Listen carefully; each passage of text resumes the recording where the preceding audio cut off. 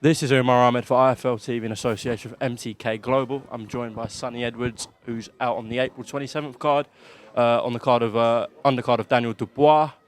But before we talk about that, I'm just going to hand you the mic. Obviously, Paddy Barnes lost on the weekend. I'm just going to hand you the mic and let you speak. Well, yeah, thanks for the introduction.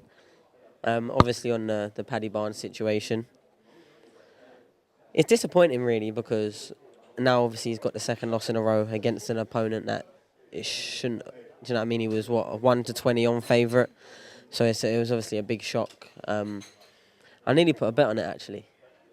I nearly put £100 bet on it, but then I thought, no, that's not going to happen. Do you know what I mean? But yeah, like, I don't know. It puts us in a weird place. It's either the closest we've ever been or the absolute furthest we've ever been to making the fight. That's the only way I see it. I think that's the way our management team sees it, and a lot of people see it, because now obviously he's talked about retirement, but I seen his dad's come out and said something about he'll make a proper decision, not just like a rash decision, like Carl Frampton said after he lost to Warren and he was retired, and obviously now he's just signed a deal with Top Rank, etc. So I think it'll be interesting to see, definitely. But yeah, like, one side of me is devastated for him, really, because I saw an article that kind of hit home, and probably why I didn't get offended, but probably why it got my back up more. The fact him saying about, on the interview of Coogan, saying about, I hope he gets frozen out the sport, no one fights him and he's forced to retire. Because I saw an article a week ago of him saying that the life after boxing scares him. Providing for his family, boxing's all he's ever done to do that. So he don't know what he'll do after that. If if he don't make enough money to.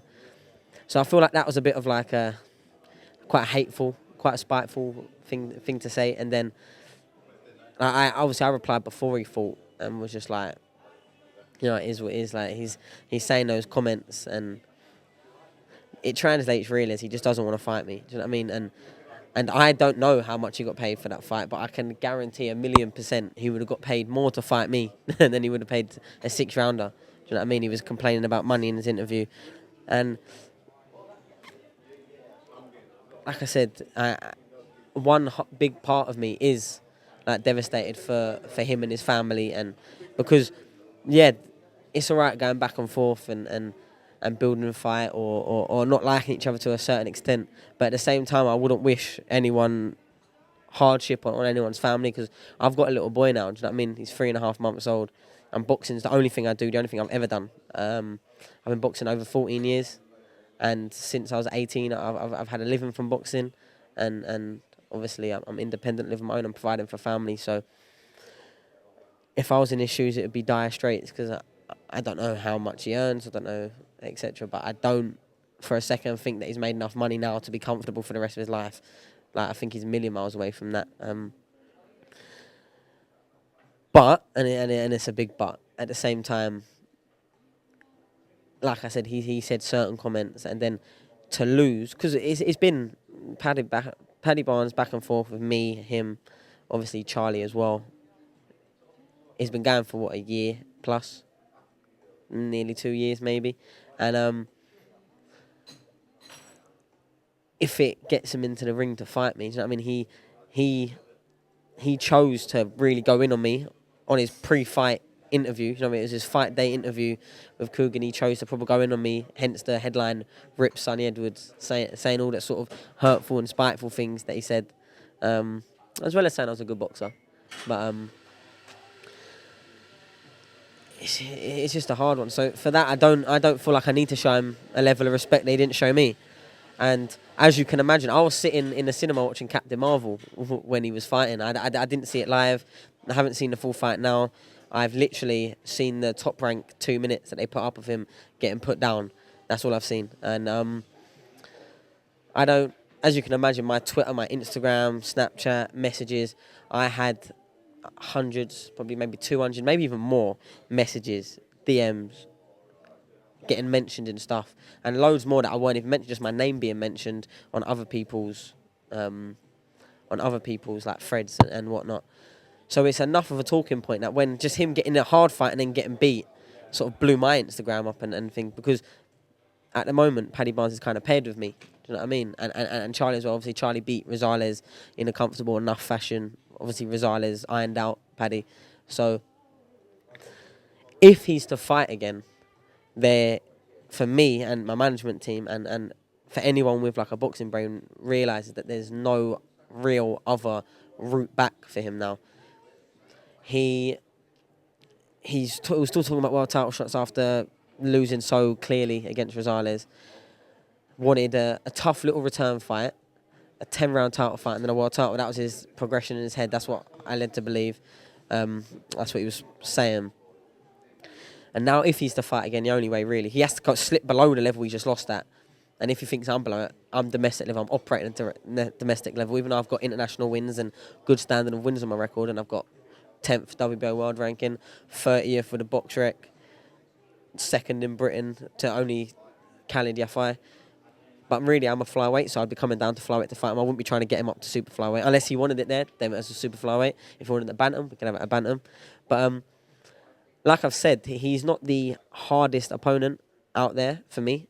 But he's one that the build-up's been long enough, and there'd be hell of a lot of interest to watch that fight.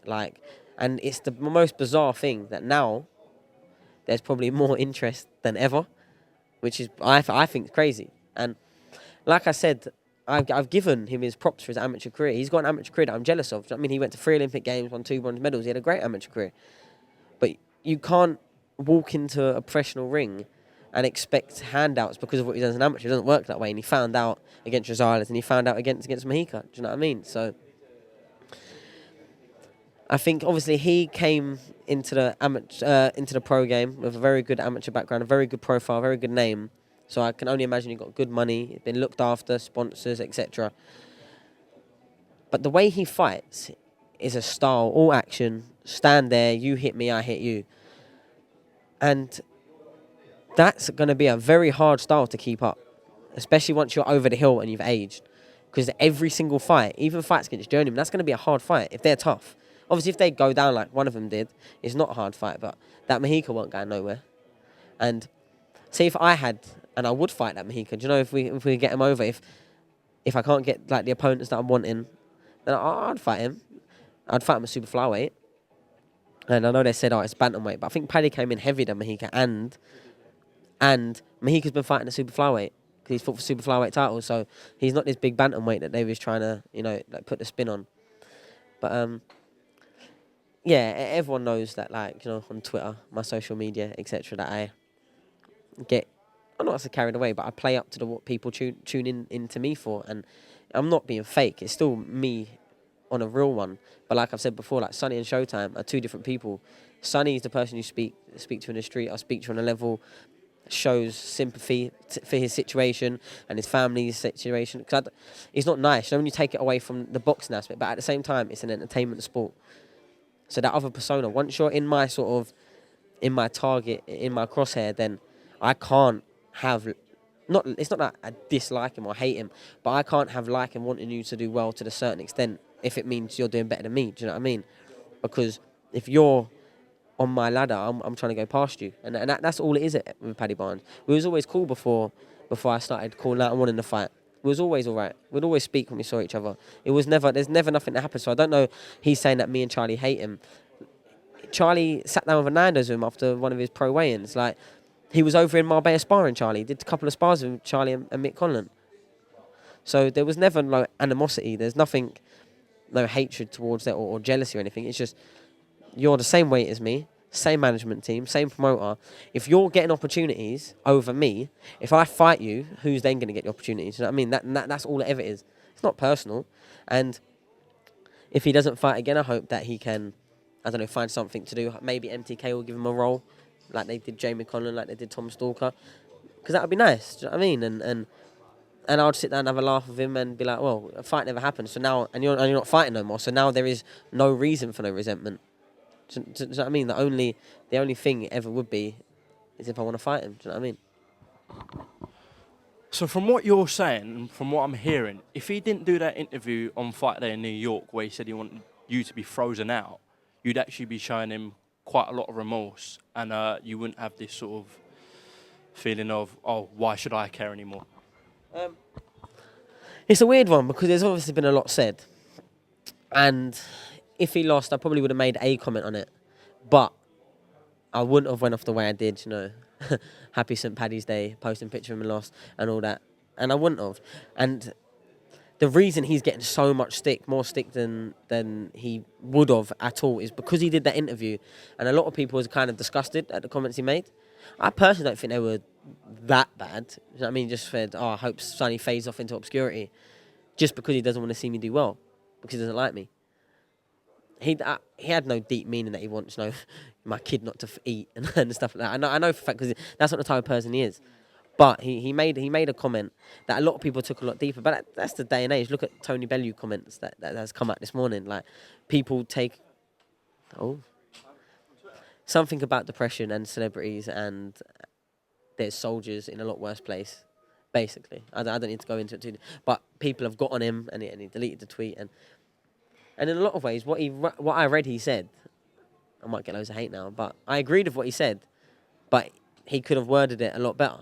And I think that's a lot of people's thing. And then I think he said he got hacked after, but do you know what I mean? I think that's a bit part and parcel of it.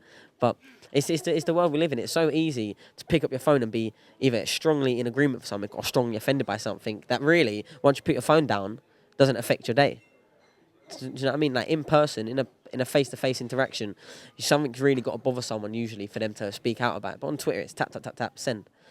And that's why I think it got so much hate. Because honestly, the amount of messages I've got and getting sent things, and that's probably why I played up to it a little bit.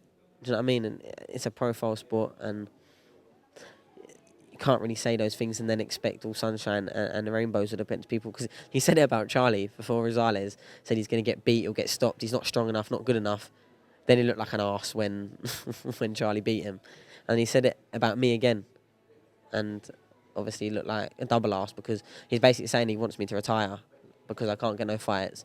And now, but it's his career that's, well, on the brink of retirement, probably will retire. I think I can't say I think he's got too much more to give. I think he's kind of shot. I think he's over the hill, probably because he don't live the life at all properly and he don't train hard. I know they say, you don't train hard. You can see that. You can see that in him. You can see the reason he's not even taking big body shots, and he goes down and he winces, and it's just the way he fights as well. But there's definitely an interesting fight against me still there, still on the table. If he generally thinks he could still beat me, then I don't see no reason why not to take that fight. Because if he beats me, ranked 10th WBO, 30th boxer, I've got good... And it puts him kind of back up there, do you know what I mean? And it would be clearly the biggest win of his pro career. But I just don't think that he, even in a million years, thinks he could beat me, to be honest. I think he knows, and that's the simple truth. But with 2 losses recently for Paddy, and yourself being undefeated and a good win over Ryan Farag recently, you'd still be happy to be the B-side in that fight? B-side as in what? Financial or...? The platform, and he's right in what he's saying. He has got a platform, but now that platform is because he'd be fighting me, and there'd be a lot of bad blood there. So obviously I'm not going to sell myself short. It would still have to be worth my while, but it's the name I would want on my record and a stepping stone to go through, if that makes sense. Because he's still, like, fame-wise, he's still like a big name, and I'm not taking it away from him. He's had a great amateur career, but I just want to show what I'd be able to do to someone that still a lot of people rate him, and you see a lot of people making excuses. Oh, come back down to flyweight, bantamweight is not for you. He didn't fight at flyweight because he couldn't get the weight down because he blown up too much. That's why he fought at bantamweight. Do you know what I mean? Like, I've boxed at bantamweight. I've boxed at when opponents have come in heavy and I've given weight away and boxed. That's not an excuse. You've taken the fight. You've agreed to the fight. And you chose the weight and coming over. I think he came in at super bantamweight. If you actually, he came in 119, didn't he? So he didn't even come at bantamweight. So they were being nice to him with that one anyway. But it would still be a big fight, like, and they could pull it in anywhere. Do you know what I mean? Belfast or London, and it would be great. And I'd go over there. I've been over there before, And it was funny, actually, because when I was over there, this was obviously before he'd lost, before anything else. And I was a lot of like Belfast boxing fans, because they knew who I was, maybe just from my boxing or maybe because of the Paddy Barnes. They were still in like good spirits and good support, you know, calling me, when are you going to fight Paddy Barnes then? And even some going, Paddy Barnes were like, Chinyo, I say, nothing like too dread, but that's what you want. You want people interested. And at the moment, I still think we're quite paired. You know, if you search Paddy Barnes, I'm sure my name comes up. If you search Sonny Edwards, I'm sure his name comes up. Do you know what I mean? So if he wants one last crack at the whip, I can't see any other route. Because what MTK and Frank Warren, they tried giving him what he wanted, and it didn't work. So now it's like, what it's got to be. Look, Paddy, if you want, have a big fight against, or maybe have one more fight to come back, and then a big fight against Sonny. And then if you go on there, we can push on from there. If you lose, then you lose. Harvey Horn, let's discuss him. Did you watch him at the Rollout Bahal?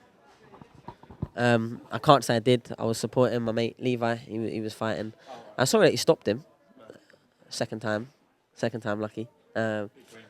Beating the big Patrick Horn Bartos 3. No, Harvey's a good fighter. I just think his mentality will be what lets him down more than anything. I don't think he'll take risks. He's going to have a very slow career, a very... Look, let's be honest, right? What happened was he was meant to fight Brett Fido. On the Royal Albert Hall show. Brett Fido put in a good performance against Jay Harris on the Saturday. By Monday morning, I've spoken to Brett Fido's coach and manager. By Monday morning, they got a call from Frank Warren office. Brett Fido is no longer needed after he pushed Jay Harris very, very close. And all of a sudden now, he's not needed, and he's got Bartos back in for the rematch. What does that show you? What does that tell you about his ambition? So it's all right, he's come out and said, yes, that fight of Sonny Edwards will be, that'll be a big fight, that'll build a lot of interest. But then he said he wants another 6-rounder, a couple of 8-rounders, a 10-rounder, and then we'll look at that fight. Harvey, like, in 5 fights' time, bear in mind that will be what, a year and a half in 5 fights, realistically. I'll be fighting for world titles. What the fuck do you mean? Like, that'll be big. No, like, be realistic. Like, how can you say that you don't mention my name if you're not ready to fight me there and then? Because, like we said when Basoy got interviewed, yeah, Sonny Edwards, I'll fight him. I asked him to fight me in the next show possible. I'm not in this business. If I've mentioned someone's name, I'm ready to fight them there and then. I don't mention my name. Same reason I haven't been shouting Andrew Selby. Same reason. Not that I wouldn't take the fight if it was offered to me, but it's not a fight I'm chasing like that because he's way past British level, and I'm still trying to fight at British level. Not that it's a fight I wouldn't take, but I wouldn't sit there going, yeah, I'm confident I beat Andrew Selby. But I'll fight him in 36 months. like, do you know what I mean? It don't make sense to me. And that mentality doesn't make sense to me. And he's always been mentally weak. And that will be his biggest problem because he won't take the risks. And Mark Tibbs is a good trainer, but he's very careful. And I don't want to talk down Mark Tibbs at all. But who do you think advised them to pull out a fight against Brett Fido and change the opponent for someone that he beat in his second fight? Like, because if it was Harvey, that's terrible. If it was your trainer, that's probably even worse. Like, no way. Do you think Frank cares about what fights are going on the undercard, a 4-rounder, 6-rounder on Raw Albert? No, he doesn't. Like, come on, Frank probably didn't even know who was fighting or who he was fighting or... No, that's the God's honest truth. Same way that when I was fighting on the 6-rounders, and I remember, I think it might have been you asked him about me. But yeah, I think I was like 5 or 6-0, and that was fighting on the card. You could tell by Frank's response that he didn't really know who I was fighting on the card. Frank's, at the end of the day, the way it's set up, Frank's focused on the main couple of fights, and then you have the team that match the rest of the card. And that's it. Like, and that's the absolute truth. Matchroom cutting in.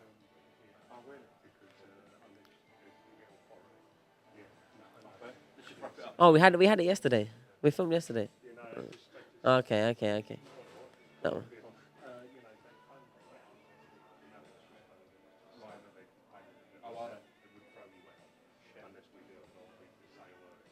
Okay.